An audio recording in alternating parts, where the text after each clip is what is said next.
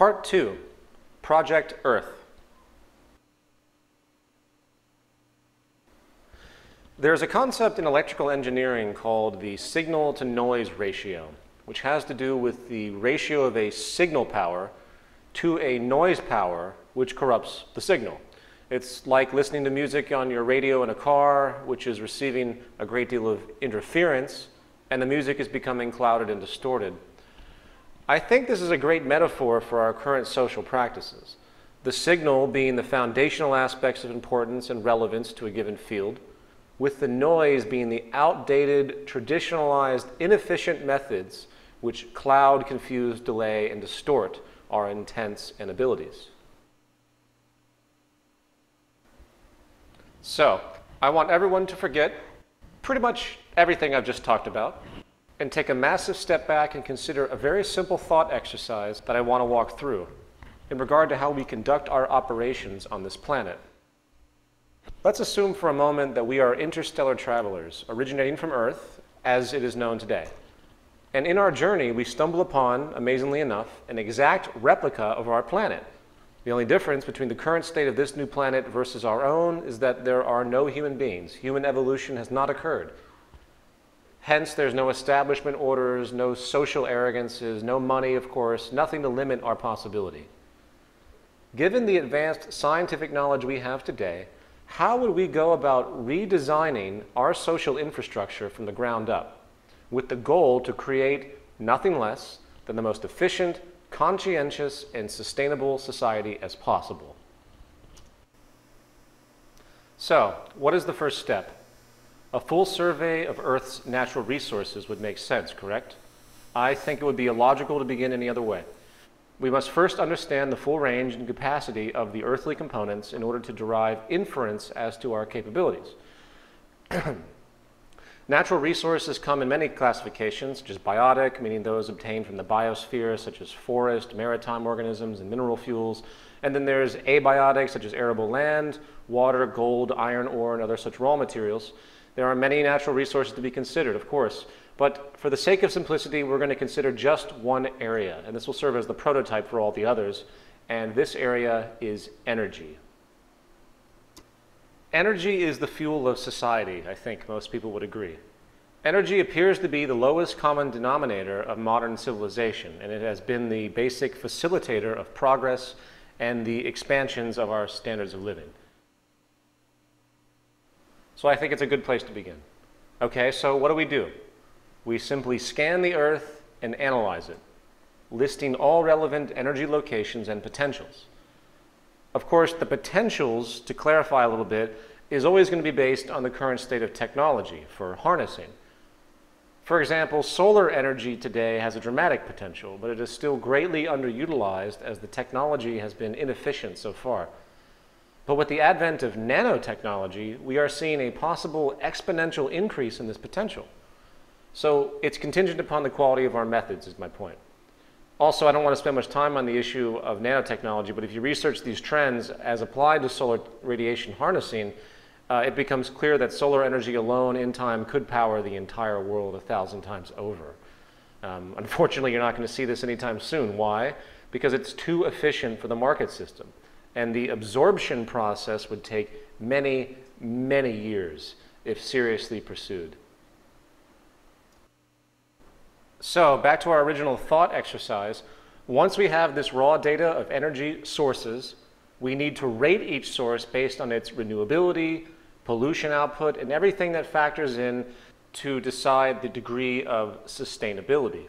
Those sources that have the most negative retroactions are given the least priority in utilization, of course. And by the way, this is an arbitrary chart. Don't take it too seriously, obviously. For example, fossil fuels are mostly non-renewable and can pollute the environment. Given the tremendous power of geothermal, wave, wind, and solar combined, I would say that there is absolutely no reason to even bother with fossil fuels at all. And to clarify this very quickly, I would like to run down these renewable mediums. According to a 2005 Stanford University study, if 20% of the known potential of wind energy was harnessed, it would power all the world's needs. We already mentioned solar energy. The radiation hitting the Earth's surface is about 10,000 times the planet's usage, in fact. This issue comes down to technology, nanotechnology as we denoted. Lesser known is tidal power. As a regional example, in a recent study it has been found that 34% of all of the United Kingdom's energy could come from tidal power alone. But more effectively, as far as the ocean, is wave power, which has been found to have a global potential of 80,000 terawatt hours a year, meaning 50% of the entire planet's energy usage could come from tidal power alone. However, most effectively is geothermal energy, which, according to a recent MIT analysis, contains enough energy to meet the world's needs for the next 4,000 years. In other words, energy is nothing but abundant on this planet, and don't let anyone tell you otherwise. So, back to our exercise. Once this data is established, we compare the potentials to consumption and adjust accordingly. Fortunately, as we've just analyzed, we do have more than enough energy to meet our needs, so we can eliminate the least efficient sources, such as oil and everything else. And there we have it. We have our pool of supportive energy resources to utilize. Okay, step 3, distribution and monitoring. Energy distribution would be logically formulated based on technological possibility and proximity to sources. In other words, if we have wind energy utilized in Asia, we're not going to deliver that energy to Latin America. So distribution parameters would be self-evident based on the current state of distribution technology and proximity practicality. Likewise, active resource monitoring done through Earth sensors and computers would allow for a constant awareness of the rate of use, the rate of depletion, the rate of renewal, and any other parameter relevant to know, in order to maintain, of course, a balanced load. If the scarcity of any resource is going to occur, we can forecast this in advance through trend analysis, and proper action can be taken to adjust accordingly. This idea is nothing new. It's used every day in our lives in detached ways, such as the ink level notification on your personal printer connected to your home computer. Okay, let's review. What do we have so far? We have the locations of our energy resources. We have the output potentials and distribution qualifiers, which are based on strategic use, technological harnessing, and proximity. And finally, we have a system of active resource monitoring, which reports the state of energy supply, rates of usage, and any other relevant trends. In other words, we've created a system, a systems approach to energy management on the planet. The system is comprised of real-time data and statistics. The process of unfolding is based not on a person or group's opinion, not on the whims of a corporation or government, but on natural law and reason. In other words, once we establish the interest and goal that survival and hence sustainability is our goal as a species, which I hope everybody in this room agrees, then each parameter to consider in regard to resource management becomes completely self-evident. It is called arriving at decisions as opposed to making them, which is a subjective act based on incomplete information and very often cultural biases. The planet is a holistic system with resources all over it. Therefore, the efficiency of human society can only come from an integrated systems approach to the management of those resources and hence social processes. The planet demands it, if you will. The only government that exists is planetary operations, is natural law. It is inherently negligent, illogical, and irresponsible to function in a detached manner. We require a holistic system.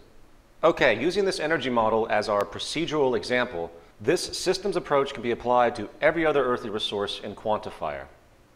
We survey, find potential, qualify for negative retroactions, and apply modern technology to harness, distribute, and monitor in the most logically advanced, holistic way possible. Naturally, a computer database management program would be the logical method to navigate these issues, where all the attributes we have discussed are fed in with strategic computation applied. And since the goal is holistic maximum efficiency, the automation of adjustments also becomes very simple. For example, let's say we have 2 geothermal power plants in the same region, each outputting in tandem the required amount of energy for that region. One day there's a problem, and the output of one plant drops by 30%. This would be seen by the monitoring system, and the other power plant's output would be automatically adjusted by 30%. It is reactive, just like the nervous system in your body, automatic. No reason to vote for it, no reason to debate it in Congress. It's automatic because it's self-evident. So, to summarize this approach, All planetary resources, from energy to minerals to maritime life, etc., are managed by strategically active statistical processes in a single global system which is programmed to adjust automatically to the changing environment. That's it. Correct me if I'm wrong, but I'm afraid there is no other way to achieve peak efficiency of our resource usage. It is a technical process. It's also very, very simple when you think about it, even though the specifics of implementation would seem complex for most of us who are untrained in systems engineering. Okay, so we have a global resource management monitoring system now, utilizing programming and feedback to maintain what we call dynamic equilibrium and peak efficiency. So, how does this same logical systems approach to management apply in regard to seemingly more complex mediums of social operation, such as the production of tangible goods for everyday human consumption? Well, we have a clear picture of our pool of useful resources, so the question then becomes, what do people need? This is actually quite an elusive question. On one side of the spectrum, you have the immutable necessities of life, such as food, clean air, water, and the like, while at the other extreme, we broach issues of vanity, material tools, leisure goods, and other issues which basically vary from region to region, culture to culture, and generation to generation.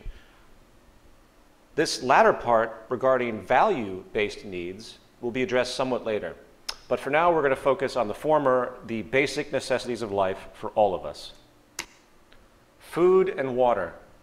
Naturally consumable water supplies, or fresh water, would be sourced as part of our initial global survey and regulated and monitored as we discussed. When it comes to food, the first to consider is agriculture and then hence arable land. So we survey and locate all available arable land on the planet.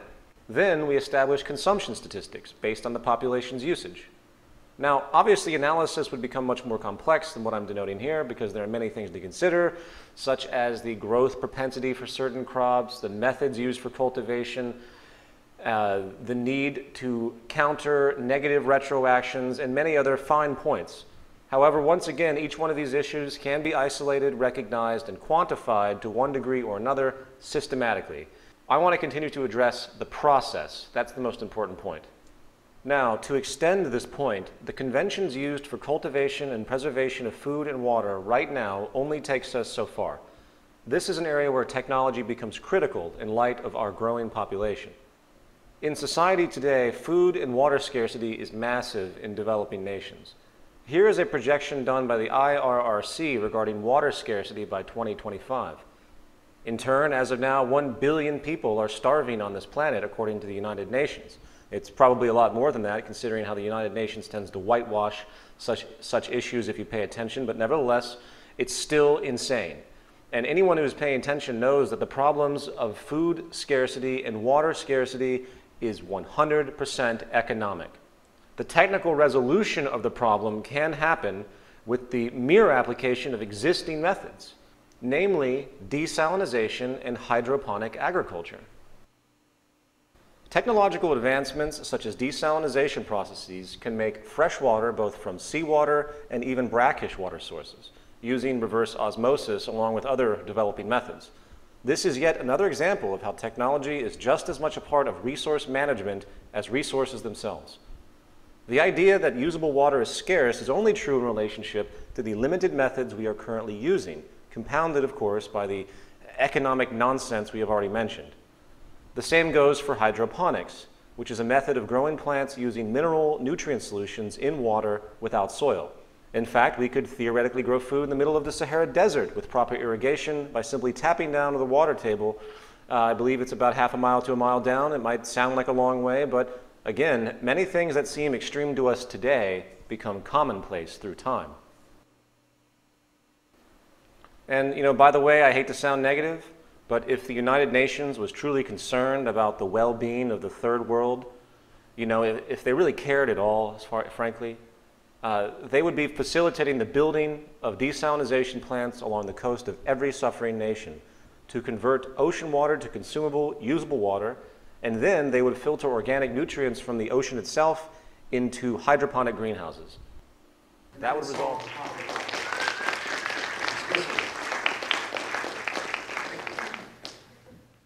The bottom line is that food, air, and water are only as scarce as we decide they are. If we choose to become intelligent and strategic with our production and preservation methods, while taking full advantage of technology, there is no reason why we can't provide for the Earth's people many, many times over. The starving children of the world today are not so because of a lack of available food and water. It is their lack of purchasing power, the failure of their economies, not true scarcity, which causes the needless deaths of millions a year. In the world today, one person dies of hunger every second because of poverty. Okay, back to our original exercise. These technological advances I have just spoken of, along with many others, would be coupled in with traditional methods and thus monitored and regulated in our systems approach as we have already expressed. The point is that new efficiency-increasing technologies would be quickly incorporated into the system based on qualifiers. Now, you will notice once again that choice becomes self-evident. As long as the integrity of our methods of evaluation, which is the scientific method, is strictly followed, coupled with the goal of maximum efficiency and sustainability, the process of societal construction and organization becomes almost entirely self-evident. We are arriving at decisions based on this simple goal of maximizing efficiency in whatever way we can. And this pattern of thought, this commitment to the objective observation of natural processes and loyalty to the scientific methodology utilizing hypotheses and testing, etc., leads us to part 3, with the introduction of an organization called the Venus Project.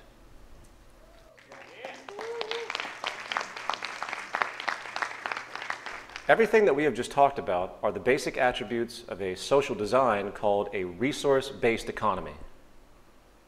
This term was coined by industrial designer and social engineer Jacques Fresco, who is the director of the Venus Project, which he runs with his associate Roxanne Meadows out of Venus, Florida. Mr. Fresco has been focusing on the concept of sustainability and culture for the past 70 years. He is 93 years old now. This is all he has ever done, and the majority of things you're seeing in this presentation come from his worldview. The Venus Project recognizes that the Earth is indeed abundant with resources, and that our outdated methods of rationing resources through monetary control are no longer relevant, and in fact very counterproductive to the efficiency of society and hence our survival. The monetary system was created thousands of years ago during periods of great scarcity and has no legitimate relationship to our true capacity to produce goods and services on this planet in this day and age. We know now that with a unified systems approach to global management, as we have just described, that the human species will be able to express its full potential. In fact, I will say explicitly that that is the only way you could ever maximize the efficiency of the planet and hence our usage of it, is a global systems approach. Modern developments in science and technology, as we have just discussed, can now allow for this approach to become a reality. To summarize a resource-based economy, first, it utilizes existing resources rather than commerce. All goods and services are available without the use of currency, credit, no barter, no debt, no servitude. The aim of this new social design is to not only free humanity from the repetitive, mundane, and arbitrary occupational roles, many of which hold no true relevance for social development, but also encourage a new incentive system that is focused on self-fulfillment, symbiotic awareness, education, social awareness, and creativity, as opposed to the contrived, shallow, self-centered, corruption-generating goals of wealth, property, and power, which are not only dominant today, but abhorrently actually praised by the population. The great realization of this concept is that through the intelligent management of the Earth's resources, along with the liberal application of modern technology and science, we have the ability to create a near global abundance on this planet and thus escape the detrimental consequences, both physical and psychological, generated by the real and artificial scarcity and waste which is prevalent today. The end goal isn't just about physical sustainability in and of itself, in fact. It's also about the larger goal of cultural change. The values of humanity are created by the social system, and we feel this approach will not only bring us in line with natural law, enabling a high standard of living, but will ease social stress dramatically and allow for people to flourish without the aberrated consequences we see over and over today. We're being poisoned by our social system. War, poverty, and 95% of all crime are essentially monetary related if you look carefully. The Venus Project recognizes this, and if we can adapt to this new approach, I think we can completely eliminate these issues.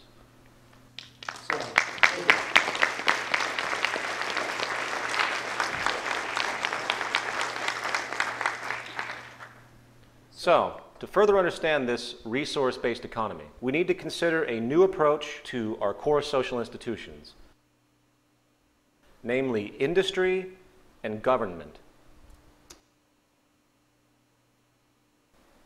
Industry, in our use of the word, has to do with the methods of production and distribution of goods and services in a society.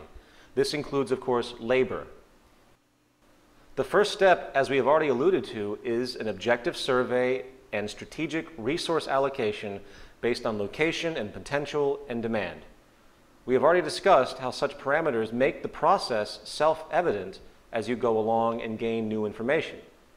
The only variable is the value-based social needs, which range from bare necessities, such as food, water, and shelter, to utility-based production items, such as tools, automation machines, technological development, etc., to items used for non-utility-based purposes, such as televisions, radios, and entertainment, leisurely-oriented issues.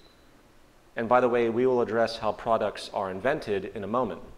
The second step is then the optimization of production itself, with the focus on maximum efficiency. The only way to achieve maximum efficiency in all sectors is by removing human involvement. And bear with me, removing human involvement in as many areas as possible. We want to focus on labor automation. As most of you know, automation or mechanization has been replacing labor in all sectors continually since the Industrial Revolution. While there is a constant debate about what this means for labor in the future, and the very real possibility that technological displacement, known as technological unemployment, will slowly overcome the integrity of the employment market itself, one thing we do know for sure, and that is the reality that the more we mechanize, the more productive things become. Here is a chart of the G7 advanced industrialized countries, showing how employment and manufacturing has been dropping, while manufacturing output has risen substantially. Productivity is now inverse to employment in most sectors. The most advanced form of mechanization is called cybernation, which combines robotics and computerization. Essentially, the computer is the brain of the machine and instructs the machine what to do. Cybernated machines today are probably the most powerful and influential invention humanity has ever created. The possibilities of these tools are on pace to changing the society in profound ways, including the freeing of the human labor force and exponentially increasing production efficiency. The fact is, there is very little in the way of basic labor that cannot be automated. It is really a simple matter of our social intent. These machines do not need breaks, vacations, insurance, and they are not subject to the emotional inconsistency that we humans tend to fall into that makes us, less consistent in our performance.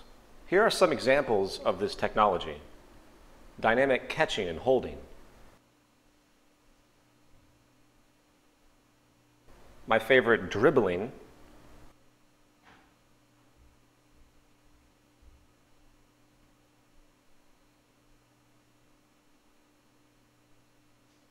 Optical tracking, of course, throwing, tweezer manipulation. I like this one, the dynamic catching of a cell phone.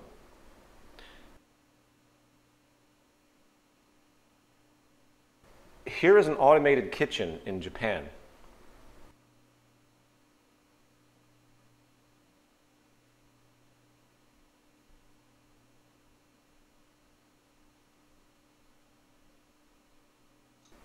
Here is a fully automated waitstaff, if you will, in Germany.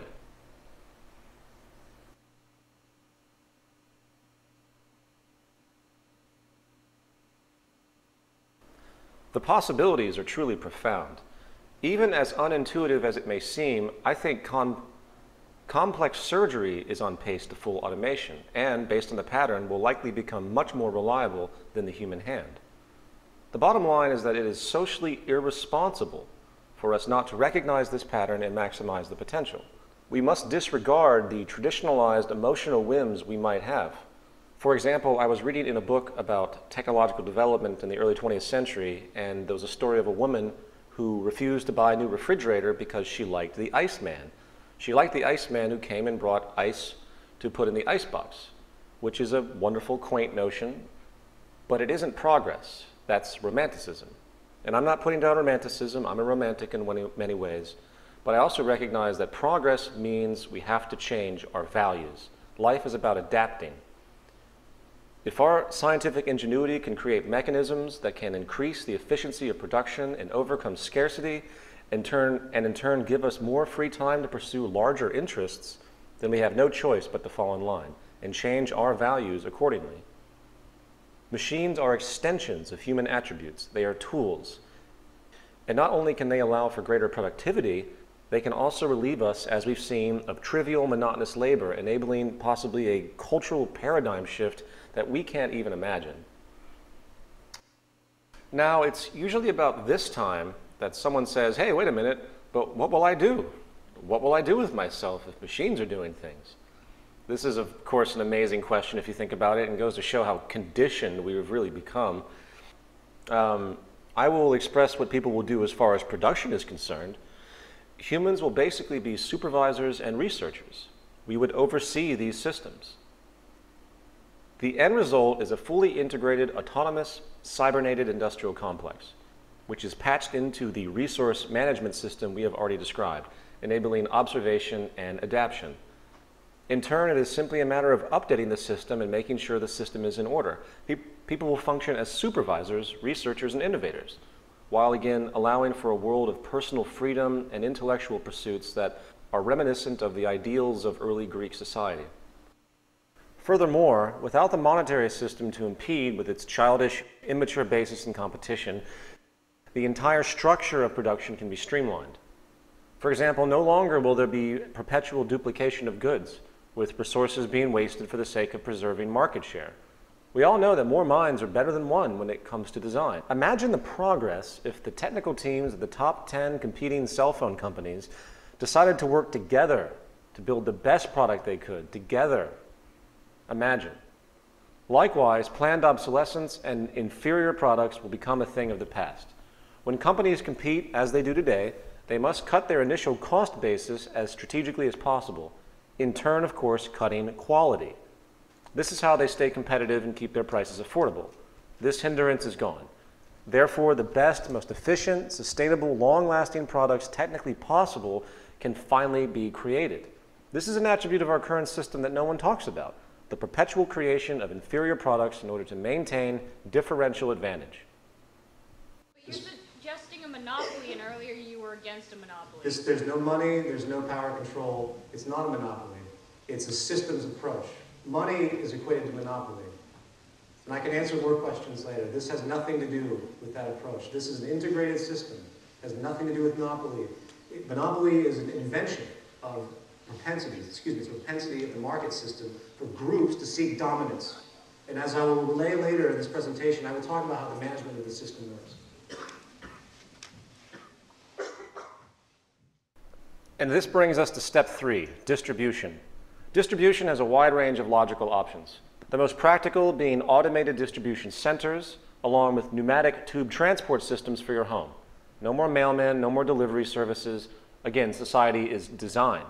The distribution center might look similar to the stores as you know them today, except you go in and you simply get what you need and leave. There's no reason to hoard anything, for nothing has monetary value. Therefore, it can't be sold or used for personal gain. As far as stock and inventory, consumption patterns are constantly monitored to gauge demand levels just as they are today. Resource and raw material acquisition and the production of goods are then adjusted in order to maintain a balanced load economy. Here, shortages and overruns will become a thing of the past. This again can be done from our central database program. And by the way, I hate to use lingo like central database program. It sounds so cold. But it's really just a form of management. It's a unified form of management. It's very simplistic. just so we can adjust things. To obtain a product, a person could also just go online, search for an item's function, select it, and request it. It would be available for pickup at a distribution center or automatic delivery soon after.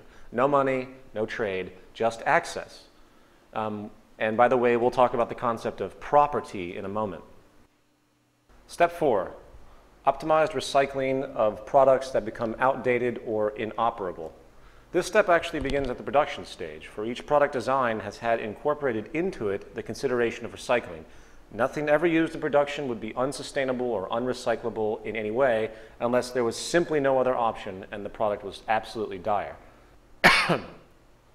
This is strategically considered to make sure all older products are reused to the maximum amount enabled by known methods, reducing waste. The negative retroactions of all production processes are taken into account and adjusted accordingly at the production level initially. No more landfills, no more dumps of waste. We reuse as much as possible, deliberately. Okay, so now we're going to take all the concepts we've just mentioned and put them into the larger context of so-called government. I think Dr. Ralph Linton put it best. The tremendous and still accelerating development of science and technology has not been accompanied by an equal development in social, economic, and political patterns. It is safe to predict that such social inventions such as modern-type capitalism, fascism, and communism will be regarded as primitive experiments directed towards the adjustment of modern society to modern methods. So first, we need to take a step back and ask ourselves the question, what is the point of governance? What is truly relevant to the integrity and fluidity of society?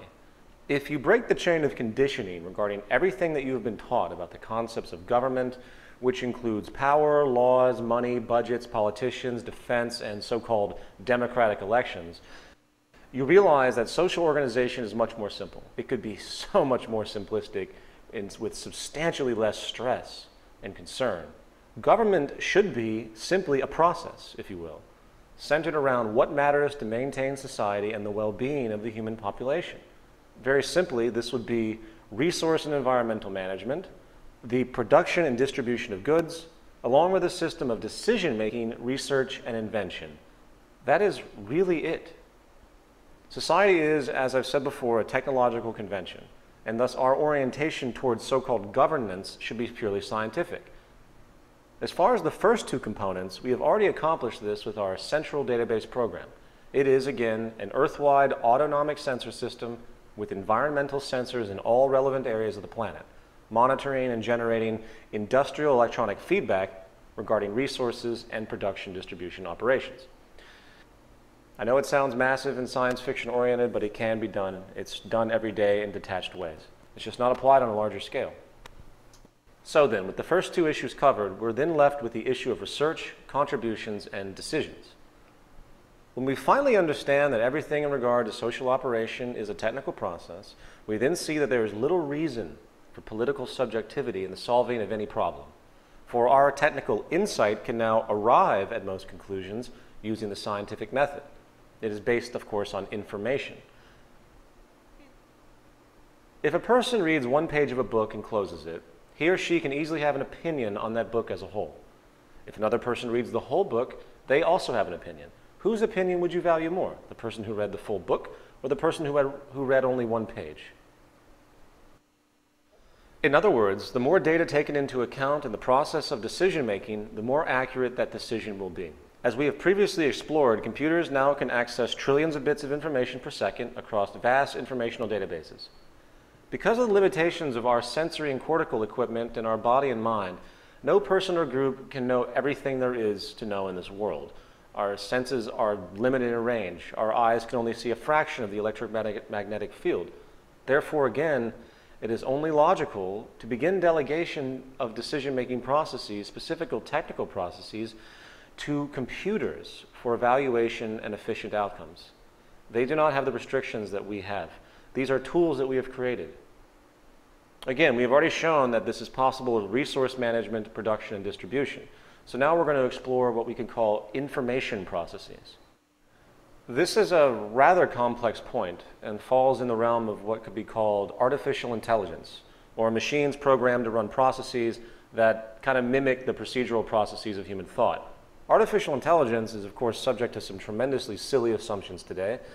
The most, of course, common being portrayed in movies where the intelligent machines invariably decide, to take over humanity, or some other biased notion of contempt.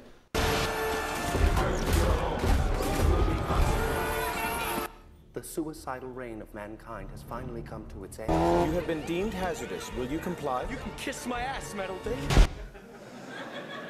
In fact, I would say that science fiction seems to get off exclusively on showing the world being overcome by machines and the human beings enslaved. In the words of Arthur C. Clarke, the popular idea, fostered by comic strips and the cheaper forms of science fiction, that intelligent machines must be malevolent entities hostile to man, is so absurd that it is hardly worth wasting energy to refute it. I am almost tempted to argue that only unintelligent machines can be malevolent. Those who picture machines as active enemies are merely projecting their own aggressiveness. The higher the intelligence, the greater the degree of cooperativeness. If there was ever a war between men and machines, it's easy to guess who will start it. The interest is to create an active informational database containing literally all known technical knowledge, ranging from the properties, combinations, and applications of every element of the periodic table to even the complete history of technological invention. A system of associations, of course, needs to be created and codified to enable such a thing, but there are plenty of projects that are working on this right now. Thought is indeed a technical process, and once the associations emerge that can combine multiple disciplines, we will have at our grasp an amazing database program that we can interact with and gain feedback from. It could likely come in the form of a simple website. You would pose a problem or question to the database, and it would give the best possible feedback based on the current state of knowledge at that point in time. No different than interfacing with a calculator, but this new calculator has a powerful associative system and an extensive database of knowledge that can not only understand and compute math, it can integrate physics, biology, and other aspects into a unified, concentrated awareness. Say I had an idea for aeronautics. I would enter in my schematics in language codified that the machine would understand. The machine would say, whoop, you know what, this has already been done. We don't have the materials for this, as it checks the central database. The efficiency of this is not applicable because of the wind resistance of this coefficient, etc. You get the point. And if this sounds like science fiction, rest assured that the US military's Pentagon likely already has similar database reference and decision-making programs which it uses to create war strategies. It is important to point out that in the world today, we consider participation in government a task of electing various personalities to a position of power. This is now obsolete.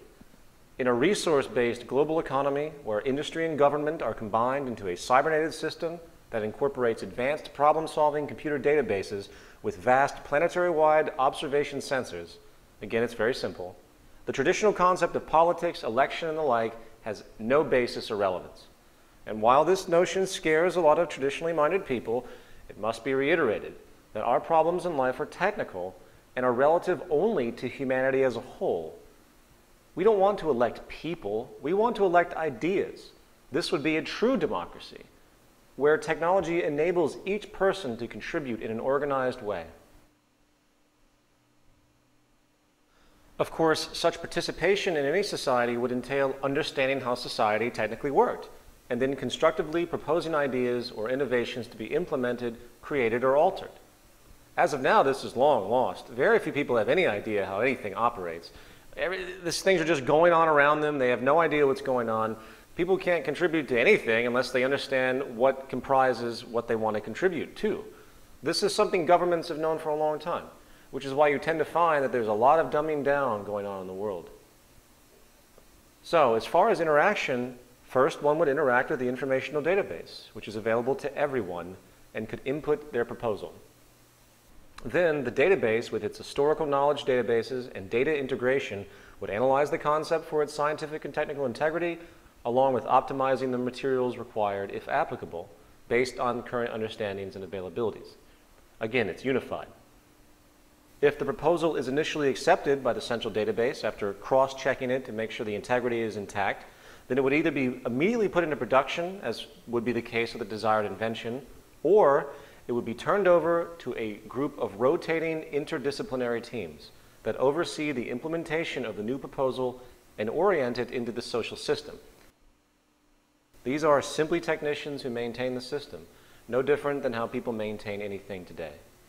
The person or group who submitted the proposal in question would then be invited to participate and become a part of the interdisciplinary team relevant to the idea if they choose to. These interdisciplinary teams of technicians oversee the system and also help orient research projects to continue growth, efficiency, and social evolution.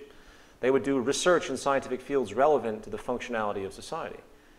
In an optimized version of this system, I think it's safe to predict that no more than 5% of the world's population would be needed to run the show. The more optimized and powerful our technological capabilities and methods become, the more that number decreases. And you know, I think it's important to mention, a lot of people, they read too much science fiction, they take books like Brave New World in 1984 a little bit too seriously, and they see something like this as a power consolidation in some amazing way. But you have to understand that we're removing the mechanism. Look, we have to remember that we entrust our lives to science and technology every single day, and to the people that work with this technology. When you have a problem with your car, you don't take a vote from your neighbors as the solution. You go to somebody that works in that particular field, who knows what they're doing, education. This is the type of orientation we need to begin to have. The fear of traditional corruption has very little basis, for there's no reward for it. The interdisciplinary teams do not get paid in any way. Their reward is, in fact, the fruits of the society as a whole, and they contribute because it is in their best interest to do so, just as everyone can contribute. Self-interest becomes integrated with social interest. They become one. In order to help yourself, you must help society explicitly. Everything is for the greater good. Frankly, I believe our survival as a species is absolutely contingent upon this worldview. Moreover, these teams would not be fixed, but constantly revolving based on who wants to participate, who contributes in any given field. Abstractly speaking, this would actually be a true democracy, wouldn't it? Arbitrary voting for politicians is now replaced by the logical review of given concepts based on social merit, with the creators brought in to help. Not, I'm going to reduce taxes, and here comes change, and you know, and all this nonsensical stuff we deal with today.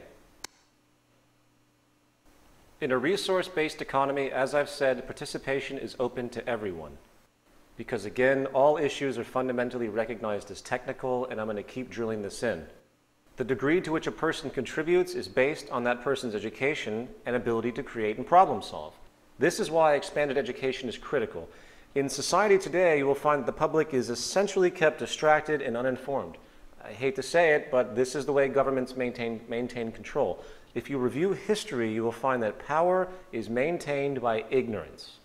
In a resource-based economy, the goal of the educational system is to produce the most intelligent, aware human beings as possible. Why? Because everyone then becomes a contributor, greatly affecting our collective social evolution for the better and improving the lives of all. Intelligence will no longer be a threat to the establishment, for there is no power establishment. There would be no budget restrictions or unethical agendas to deter progress. Also, people will have a high propensity to become generalists, not specialists. Specialization is a limitation.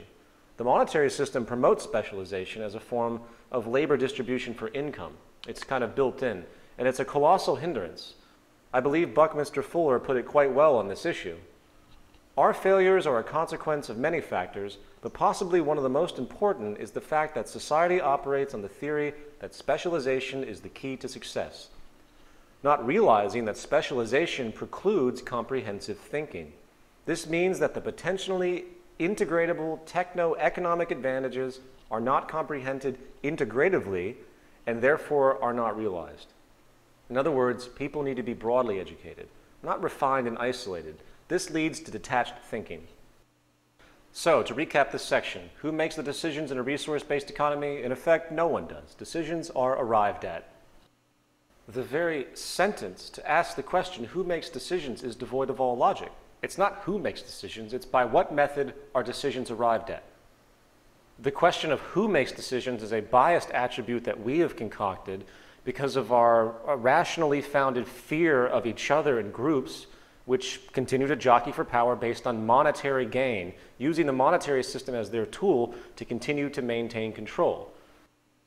In a resource-based economy, decisions are arrived at by the use of the scientific method, utilizing computers that gain real-time feedback from the environment in our central database program, coupled in with the central information database of all technical knowledge, maintained by revolving interdisciplinary teams which assist in aspects of society that basically cannot yet be automated. The goal is to increase objective decision-making as much as possible, and when we understand that our problems in life are technical, the merit of this approach is without parallel. People see this and they say, oh, this is far too idealistic. No, this is nothing but pure practicality. In the end, the only real relevance to so-called government is 1, the production of goods and services that are equally available to all, 2, research projects and educational systems to expand our knowledge, understanding, and applications, and 3, the constant monitoring of the Earth's resources and atmosphere for feedback and possible environmental problems, enabling us to restore and maintain a clean, pristine environment. Also, not to mention, without the wasted energy and resources of going to war every 5 or 6 years, and other aspects of the monetary system, we could actually look at true threats to humanity. What are the true threats to humanity? Earthquakes and asteroids, diseases, environmental issues that we can't control yet, but eventually through science and technology, I think we will.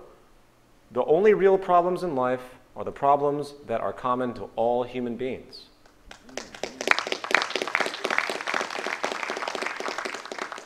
Cities and lifestyle. In this section, we are going to extend the tenets of a resource-based economy into one of our most fundamental social inventions, the city, specifically the Venus Project's circular city.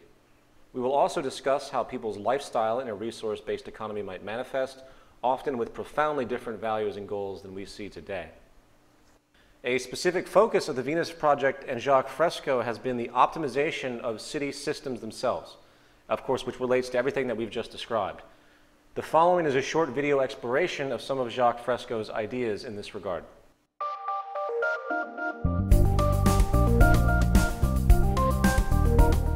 A society without a vision of what the future can be is bound to repeat past errors over and over again.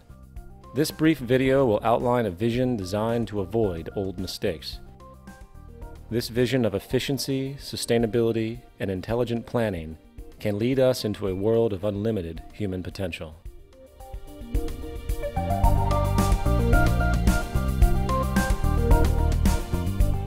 This vision could be a showcase of what the world can be in our cybernated age. Science and technology could be used for human betterment and the restoration and protection of the environment, serving as an example of the intelligent application of the systems approach.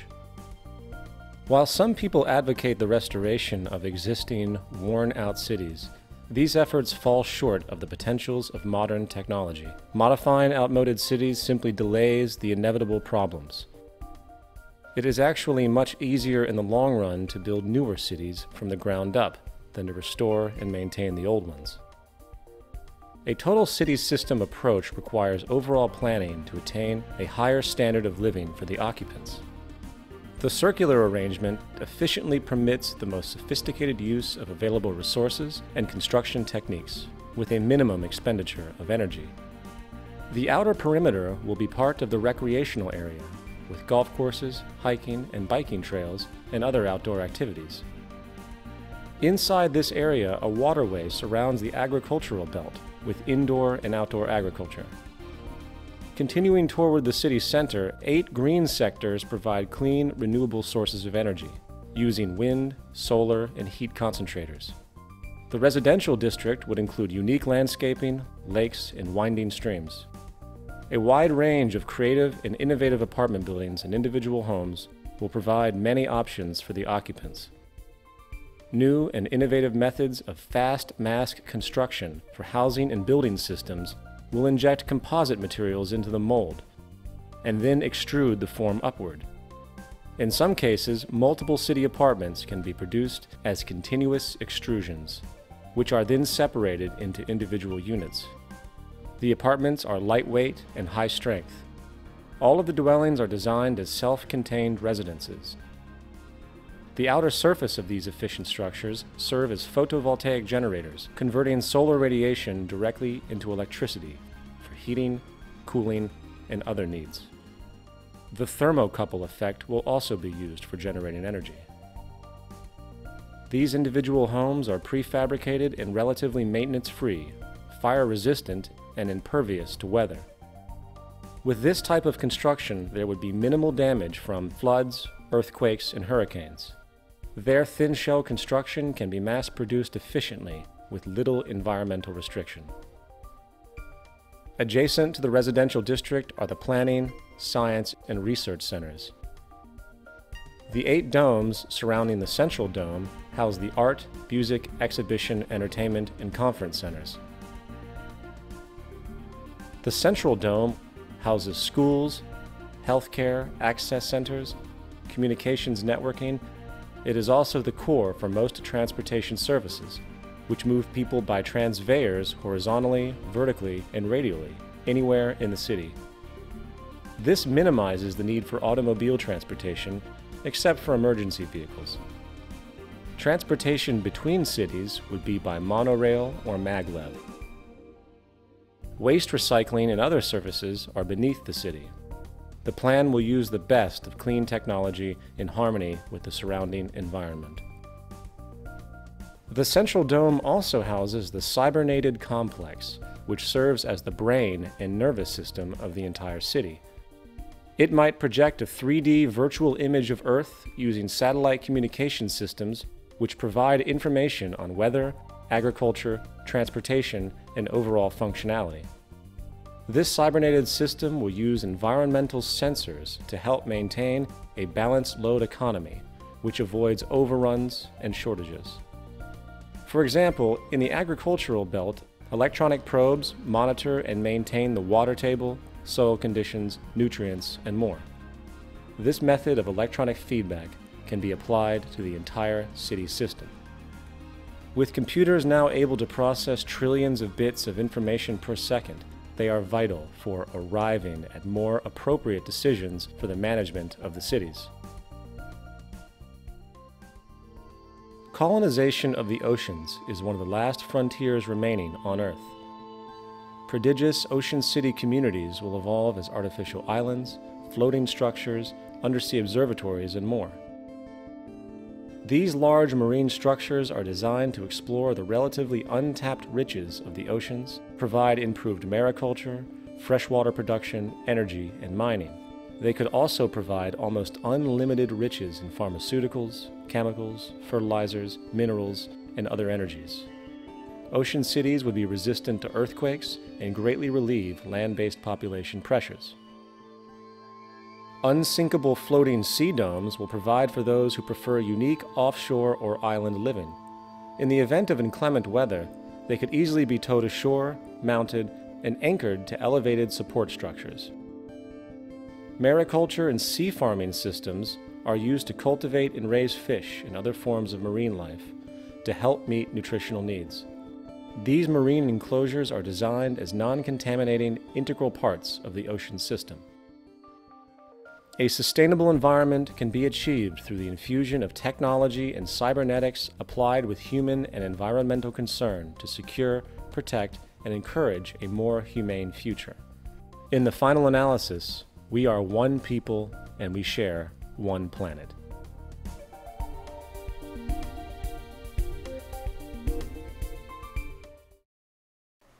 Okay, moving forward, I would like to talk about lifestyles. In regard to lifestyle, it's important to point out that in our current system, the traditional family is broken, with both parents having to work in order to survive. Monetary economics undermines family cohesion and childcare. Stress is always very high due to medical bills, insurance, education costs, employment insecurity, and living costs in general. In a resource-based economy, the integrity of the family will be returned. Concurrently, the cultural values of society as a whole would undergo profound change. With the monetary system outgrown and the world working together to produce an abundance and a sustainable practice for all the citizens of Earth, activities we appreciate will greatly expand. For the amount of human freedom will be unlike anything we know today. Not to mention our motivation will be dramatically altered from taking to giving to society. That is what's rewarded. Now, one of the more in-depth changes in values and lifestyle will be the way people think about property. And I know this is a sensitive point. In most of the world today, property is a powerful concept, with people often associating their social status to what they own. Excuse me. As stated before, the monetary system requires cyclical consumption to function. This naturally leads to the need for people to be manipulated into thinking they want or need a particular good or service. With the powerful tactics of modern advertising, most in the world support an artificial, materialistic value system that entails wanting more and more goods and services, often regardless of necessity or utility. This influence will no longer exist. There is no reason for us to manipulate each other anymore. Communism. Oh, yeah. Not to mention that in a resource-based economy, there is no reason for property. And you know, you can throw out labels about this system in regards to social ideas that have existed in the past, but until you address the reasoning that these ideas came from, until you look at the train of thought, the arrival of conclusions based on tangible, unfolding intellectual inference, then there's no point to even consider that this has anything to do with anything else. Moving on, back to my point, there is no reason for property in a resource-based economy. Property is an outgrowth of scarcity. People who had to work very hard to create or obtain a product or resource in turn protected it because it had value relative to the labor entailed along with the scarcity associated. Property is not an American or capitalist idea. It is a primitive mental perspective generated from generations of scarcity. People claim ownership because it is simply a legal form of protection. In fact, it is a form of controlled restriction. In a systems approach designed to produce efficiency and abundance, without the need for money, the idea of ownership becomes absolutely irrelevant and extremely impractical. In this new system, no one owns anything. Instead, everyone has access to everything. Ownership is a massive burden. No longer will you need to live in one place. You could travel the world constantly, getting what you need as you go along. Anything that's needed is obtained without restriction. We hoard things in our current culture. We have houses and apartments full of junk that we're afraid to get rid of because we know they have some kind of monetary value. And again, there's no reason for abuse in such a system because there's nothing to gain. You can't steal things that no one owns, and you certainly couldn't sell them. In this system, without the need for money, the idea of ownership becomes irrelevant. It is a shared system. In this model, the city complex, or in fact, the entire world, is really your home. If you require an automobile for whatever reason, the car is made available to you. When you get to your destination, the satellite-based driving system, which we do have today, we can drive cars with satellite. The car will automatically be made available to you and then made available to others after you're finished, as opposed to sitting in some parking lot for likely 80% of the life of the automobile. This is what we do. We waste so many resources and so much space with this primitive concept of personal ownership. To put it into a phrase, the resources of the planet become common heritage to all the world's people.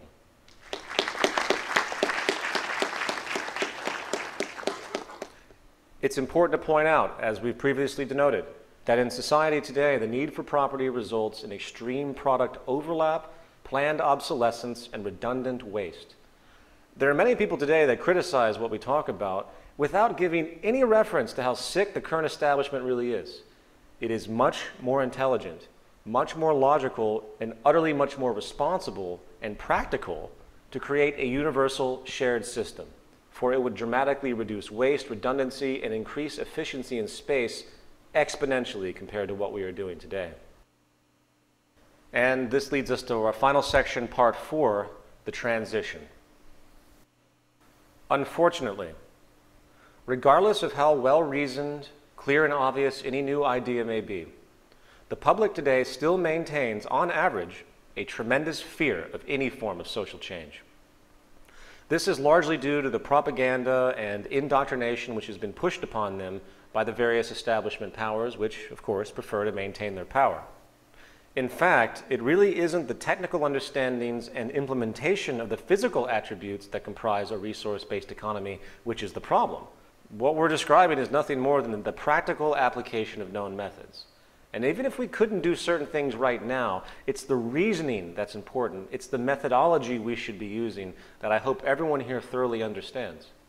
The problem, in fact, is the opposing cultural values of society. That is what stands in the way. The ingrained patterns and uninformed nature of the conditioned culture. This is the most difficult aspect to consider when we talk about moving from point A to point B. And this is where the Zeitgeist movement, an organization I work with, comes in. We are the activist communication arm of the Venus Project. We are here to spread statistical information and socially positive value identifications in the hope of bringing people into an awareness of the incredibly positive possibilities the future can hold. Once these understandings are fully realized, I really believe that most people will never be able to look at the world today in the same way. And the problems we find as commonplace today will become simply unacceptable, motivating change. I would like to quickly point out that the term Zeitgeist is defined as the general intellectual, moral, and cultural climate of an era. The term movement very simply implies motion or change. Therefore, the Zeitgeist movement is thus an organization which urges change in the dominant intellectual, moral, and cultural climate of the time, specifically to values and practices which would better serve the well-being of the whole of humanity, regardless of race, religion, creed, or any other form of contrived social status. We are, again, in effect, the educational and activist arm of Jacques Fresco's Venus Project, working to unify the world in this common direction. To date, we have about 360,000 members operating in about 100 regional chapters over about 200 countries, which is pretty good considering the movement's only been around for about 9 or 10 months.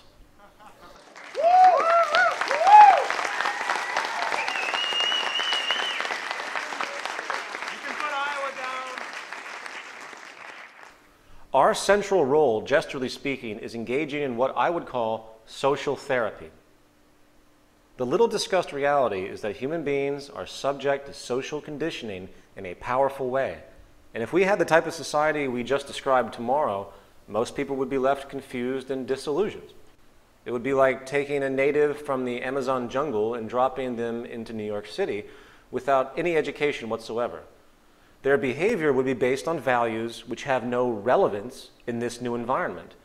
In fact, and I know this might sound like a bold statement, but ethics, morality, and values are only as relevant as the social environment's propensity to support them or not. The Zeitgeist movement has various projects in the works. We are working to educate people and hopefully bring them into a new perspective. We have teams and chapters, radio shows, films, PDFs, and annual events to promote this direction. We also do not take any general donations and provide all of our educational materials for free to the public. We are decentralized and work holographically through regional chapter teams and project teams. We have no offices, we have no leaders. I'm not a leader, I'm here as a communicator, and I try to work equally with everyone else. In fact, I would say that we are the initiators of what we call the transition. I believe Mohandas Gandhi had it correct. We must become the change we want to see in the world.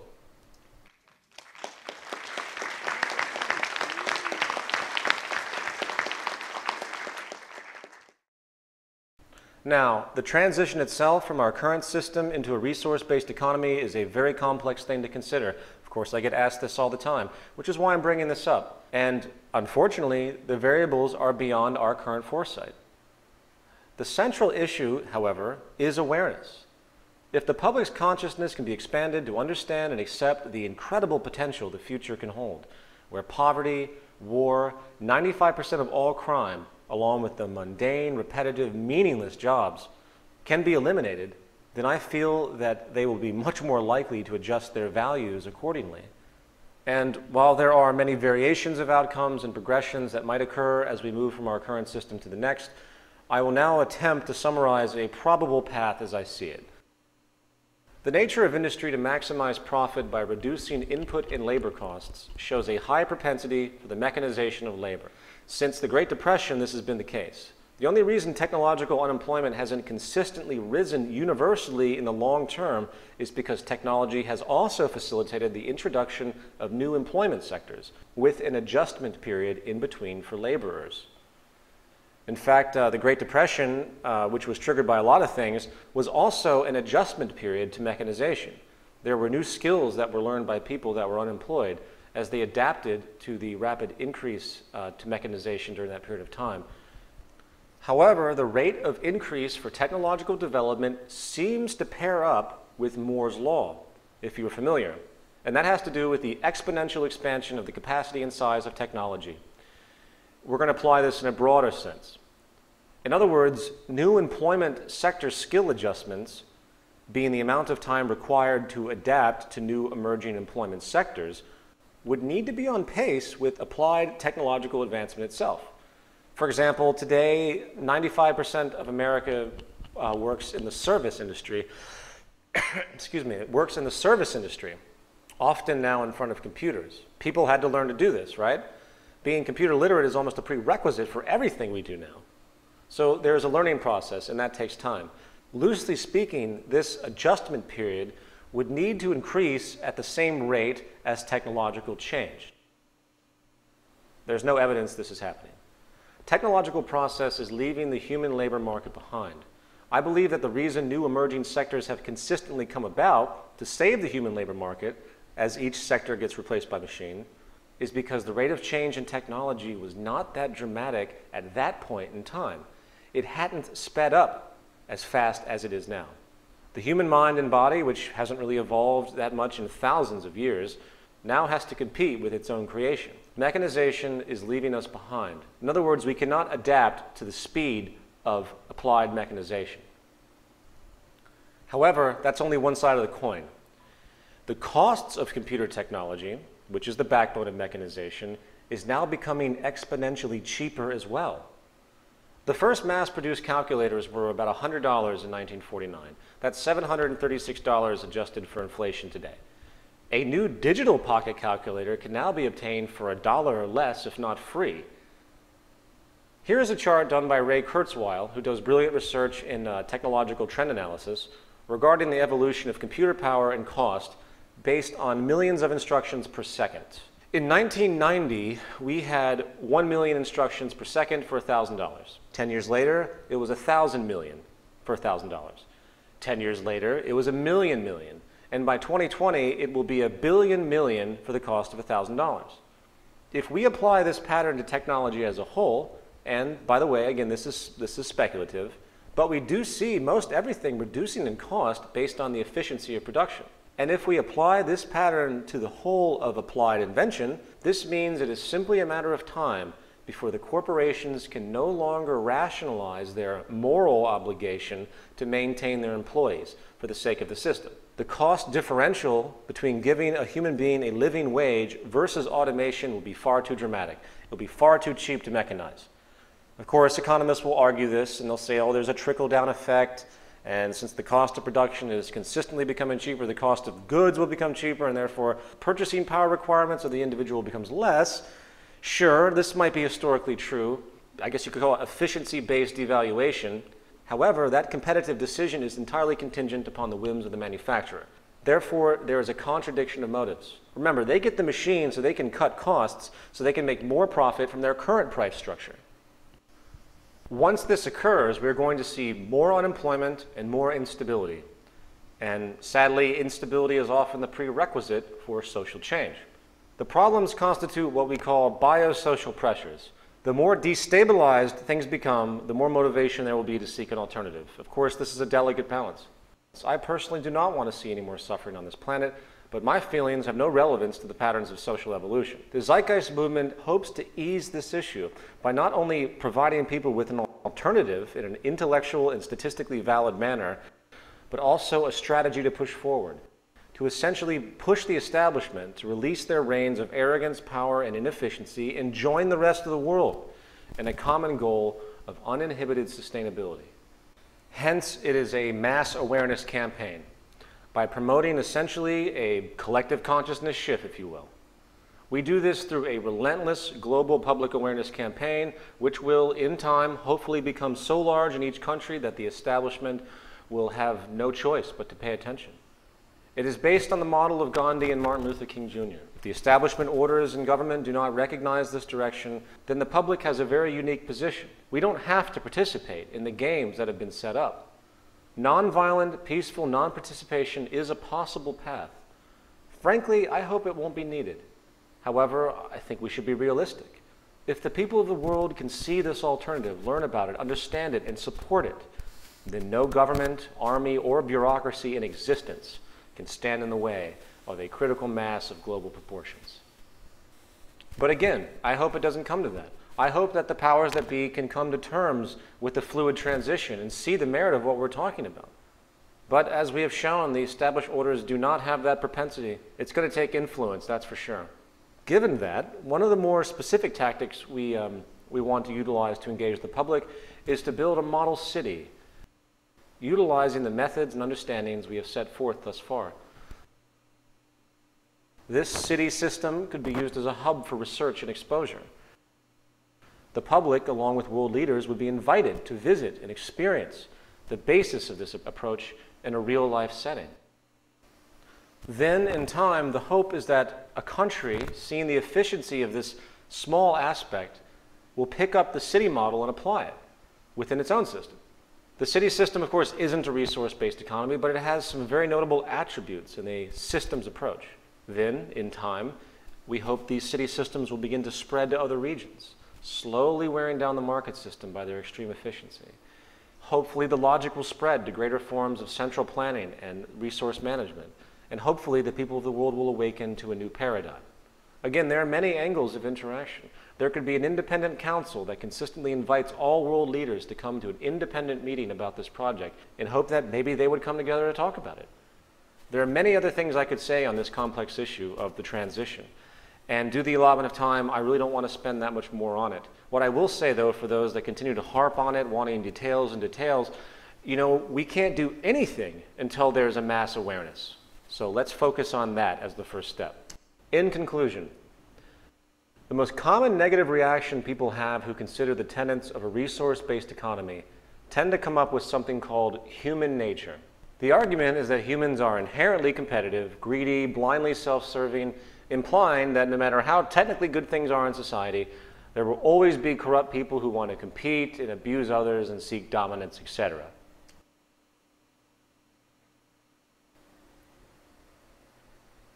Is it against human nature to cooperate? That's the central question. It certainly seems that way, doesn't it? If you look at the historical record, you'll find that there's an endless series of wars, genocides, conquests, competitive tendencies, and power abuses. And given that is the pattern we recognize historically, I guess it's safe to assume that it must be a set human nature to behave in ways that are historically reoccurring. However, we also see that human beings do cooperate, and we cooperate quite well in certain environments. For example, in the military, cooperation is immense. It is a collective. The core interest is culminated. They work together and do so very well. Granted, they are competing against a common enemy, which is another army usually, but it's still cooperation nevertheless, even if it's isolated. Therefore, the environment plays a critical role on whether we decide to compete or cooperate. It's based on values as groomed by the environment, not genetics. Remember, humans have been living in scarcity for thousands of years, battling each other for resources. While this cultural pattern is still very much in existence today, you have to remember that our current model of society is based on the assumption of the persistence of scarcity. If we were to eliminate the basic environmental cause, we will likely eliminate most competitive effects. And as far as genetics and behavior, please understand the functionality of gene expressions are very much contingent upon environmental stimulus, especially in regard to behavior. Genes are not autonomous initiators of commands. They, in effect, produce proteins. They don't cause behaviors in any sense of the idea. In the words of Professor of Biology and Neurology at Stanford University, Dr. Robert Sapolsky, genes are rarely about inevitability, especially when it comes to humans, the brain, or behavior. They are about vulnerability, propensities, and tendencies.